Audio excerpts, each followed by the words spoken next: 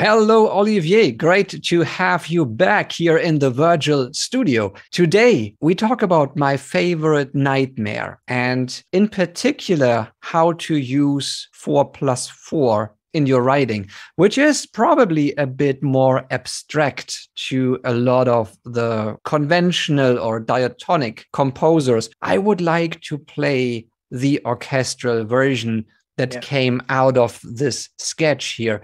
We should mention there is one bar that is this guy here. Also, this gets repeated in the development, right? And a bit later down there, I believe we run through a repetition. But I will follow with this red little dot here. I will follow the playback to not lose anybody when we just look at the sketch. But listen to the orchestral version that you wrote.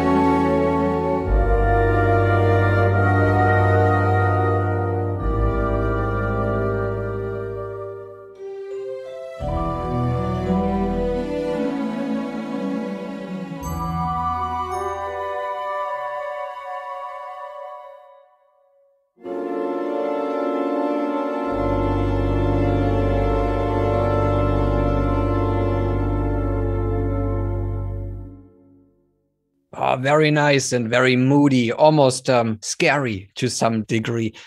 My favorite nightmare. So Olivier, please take it away and let us know how you constructed the sketch. And maybe we can even, if we have enough time, look at the orchestration real quick. Yes, of course. So we talk about the beginning, the use of 4+4, and me, I wanted to use it in a horizontal way because we have the possibility, of course, to express vertical chords in a horizontal way. It gives also another kind of mood, feelings also, probably even more intriguing in a way than just playing chords sometimes. And I've played the 4+4 with different woodwinds. They are taking the 4+4. If we go in the orchestration, we will see. And also in the orchestration, there is just 2 added bars in the beginning, and I've played an interval of 11, which is the distance between the 2 4+4. So despite I've used only horizontal line, I gave the feeling of vertical with this little, it's not a cluster, but 11 interval. Yeah, a little bit of dissonance for sure. Yeah, a little, yes, yeah, because also the 4+4 has an intriguing feeling when it's not resolved at all. For me, it's very Bernard Herrmann, also Hitchcock composer.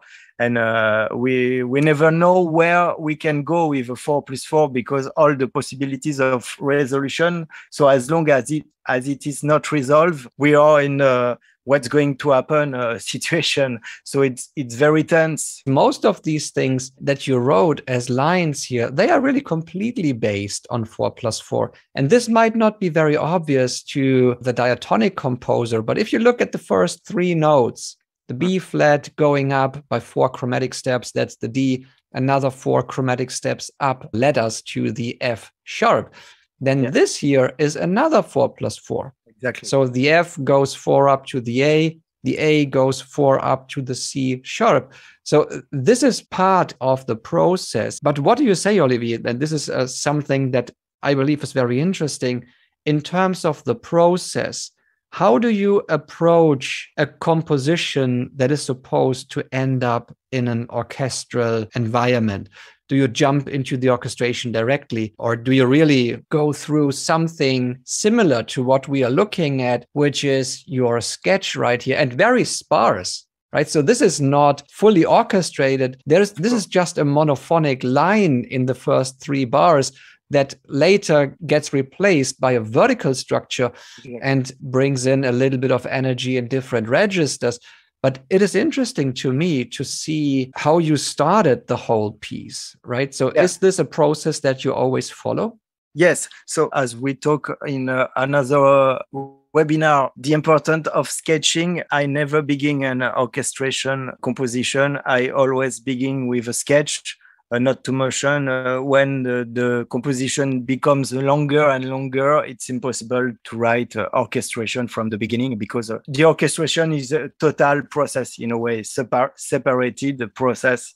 But at the same time, it can be connected when I know I'm going to orchestrate. So in a way, when I write a sketch, I don't put random melodic lines. In a way, sometimes I already know the melodic line will be played by the flutes or French horn. Sometimes I stick also to the correct position of the note. And if it's a low register, middle or high register, I've already the idea that will be used in the orchestration nonetheless. It's really interesting because since you made it available, I want to quickly play the sketch as we are looking at it. So just the piano version of the orchestral piece. And it always, to me, sounds like day and night. The moment you hear a sketch performed just by the piano, and it does not sound like this could be turned into something very useful. But as we just discovered with your orchestration, it actually is very valuable. I believe personally that too many composers, they skip the important steps in the process, which is really sketching as one of them. But they simply skip it and believe that jumping into the big orchestration is quicker and simpler, although I don't really believe that this is right, but it's my opinion. So we can argue about this, of course. But in the end, it all comes down to how quickly and how efficiently you can work.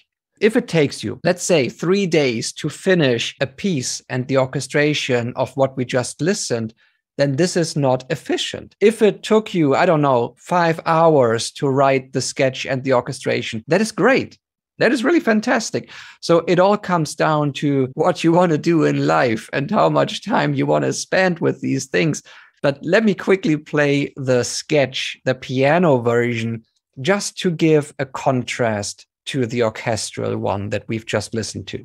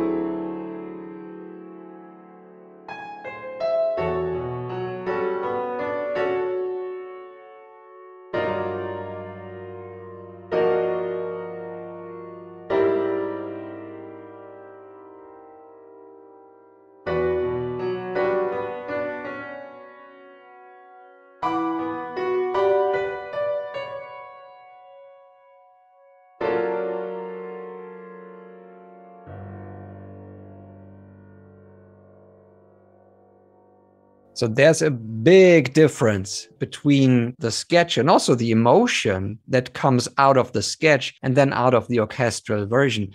So this actually leads me then to the question, how do you transfer the emotions that obviously are present in the orchestration from a sketch like this to the finished piece? So obviously you have something in mind before you start orchestrating. But please take us through this process of what you do. First, I made a few compositions since I began Meta process. Now I have the experience of the sketch on the piano, and I know the rigidity of the sound and the clash effect of playing many notes at the same times on the piano. It's not the sound we get from an orchestra because it's more smooth. It can be played in an arpeggiatic way, things like this. So it's not so vertical in a way. We can use trills, things like this, to play two notes at the same time, but not like a piano. So I already know with experience that when I hear in a way clashing chord, it will not clash in the orchestration. So it's important to know and not to be scared about also. I talk about the beginning, the use of vertical and contrasting with horizontal. So I begin my piece with horizontal lines. On the second part, it's interesting because the second part, bar 5, for example, is really interesting because on the sketch, it was completely triadic. And I've used the concept of triad, but two at the same time, but with a different foot tone. So if we go on bar 5, you can see on my upper structure, I play a C minor. It's so a simple triad. And on the lower register, I use a G major. The second beat is G major. So I had a G major with a C minor triad. In a way, it's a G major 7. Major 7, and I have the interval of major 7, which is the interval between the two 4. So there is a connection. But that is always the important thing, I believe, to still have a connection. And this may be first a technical connection so that you derive something out of your starting material. But guess what? It will also be emotional connected. So it is actually way easier to start with the technique first and then let the emotion evolve, right? Or unfold in a way. And yes, there are more or less some pretty defined starting points that will lead you to some specific emotions. So don't believe that these things are picked randomly and then you just have to rely on luck. That is also not true. But it is easier for the process to start with the technique and then bring in your taste, your unique voice, and treat those things in a way. Like you said, you started with a line. You wanted to hear this line first. You did not want to start with a strong vertical structure, although you get to it, but a bit later.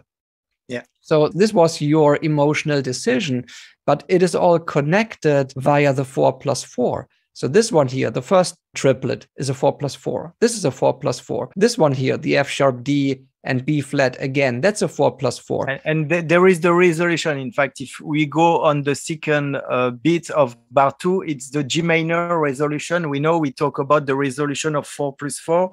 So there is the minor resolution, the G minor, and bar 3, second beat, F major resolution. We have the two resolution. And you know, I've talked about triadic major and minor. It's exactly what I've used after in the triadic part of the sketch.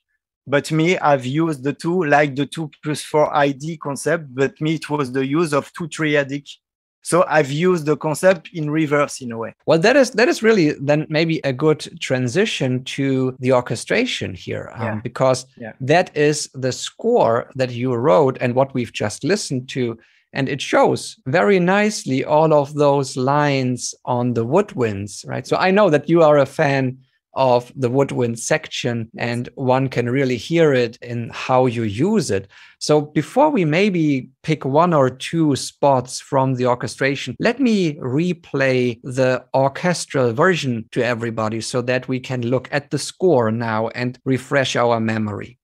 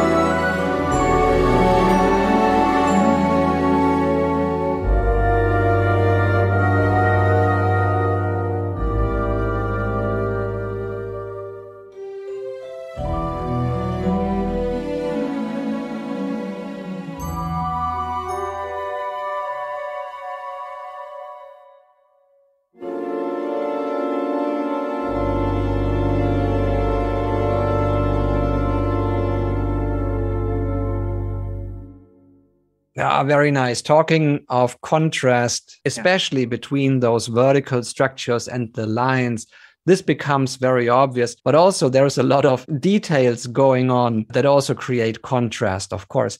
But Olivier, please feel free to mention one or two of those spots that maybe are your most favorites. Yes, I feel, and I already just have a little thought in mind. We're talking about the harshness or difficulty to hear lots of notes and a bit dissonant on the piano. We can play tense sounds, but playing in pianissimo don't give the same result than playing mezzo forte, the same structure. So the use of the nuances. Sorry, I was looking for the great words. It's nuances. Also the nuance you are using to play a more dissonant structure, and most of the dissonance I'm using or play very smoothly with concertino. And so they are not hurting so much, and they become more questioning than hurting. Yeah, and that is interesting that you mentioned this, because this goes back again to the overtone series. The louder you play any note, really, the more of its overtones get tickled out, so to speak. If you play a fundamental, a note in pianissimo, let's say, you only will hear the next few higher overtones, just a few, not very many. And that is the interesting part, because the sound gets richer and more colorful the louder you play it. But guess what? It will also occupy more space. And this is where this clashing element comes in that you mentioned. So also masking is a key word that should be mentioned in that context. But this all is part of the orchestration, which I believe you managed perfectly, because this is a very transparent way of writing and orchestrating.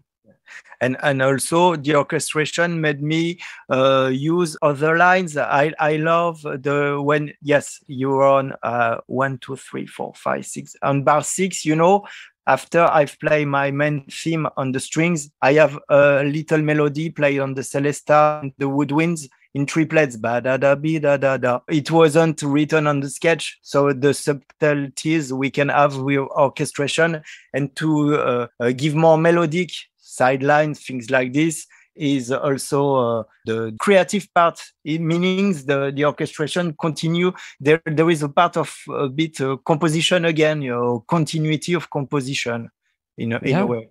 Yeah, I like this. In this case, what you really figured out is this hole, almost this little gap in the melody, right? So you started this in the strings here. That's the moment where the whole string section comes in for the first time, and then it has a rest point right here. So there is nothing going on in that moment. Also in the violas, we have this trill in the cellos, but this won't clash with the stuff on top because it's in a different register. So there is the opportunity to bring in the sideline, and it's essentially just a gap that you are filling. And this might be a good opportunity. If you don't mind, let me just play the first page and we focus on the strings only, because there is a lot of stuff going on in terms of trills, tremolos, then also this tempo synced trill that you've written right here. So I believe all of these things are very valuable, especially also with the idea in mind that you can add those sidelines later to help a little bit of the, I would say, sophistication of a piece and the whole complexity to come out a bit more. But this is a perfect example. So let's just listen to the first page.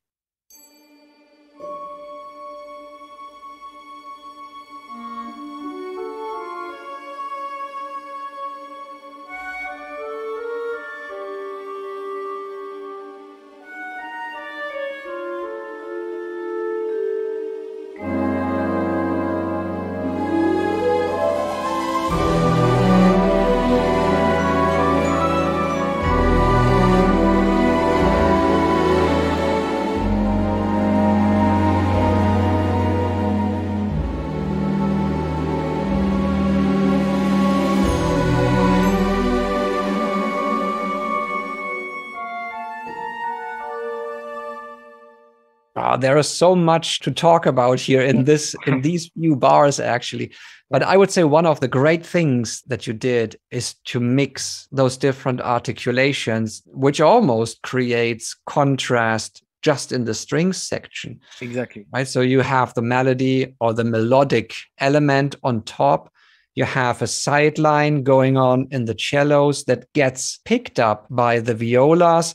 The moment they all come to a rest point, we hear this sideline in the woodwinds and also the celesta. And at the same time, you change to, well, almost an atmospheric part of writing, which is the trill down there in the cellos. And these things, they happen so quickly that it is almost a fireworks of impressions. And that makes it pretty interesting to listen to.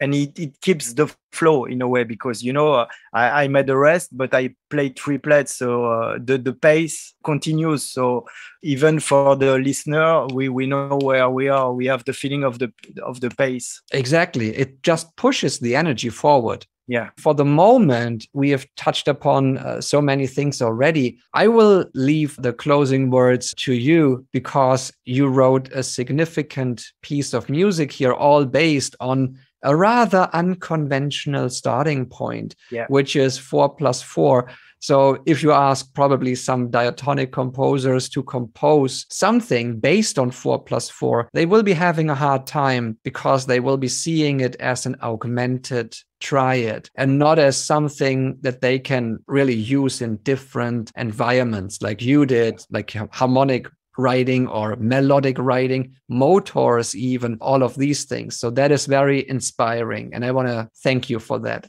Yeah, yes. Thanks a lot, Frank.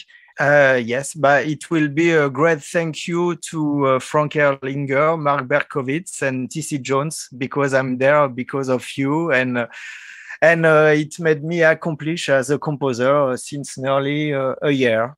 The 3rd of February will be my 1-year birthday with Mita. So really soon, birthday. We're going to celebrate this. Yes. Perfect. Olivier, many thanks.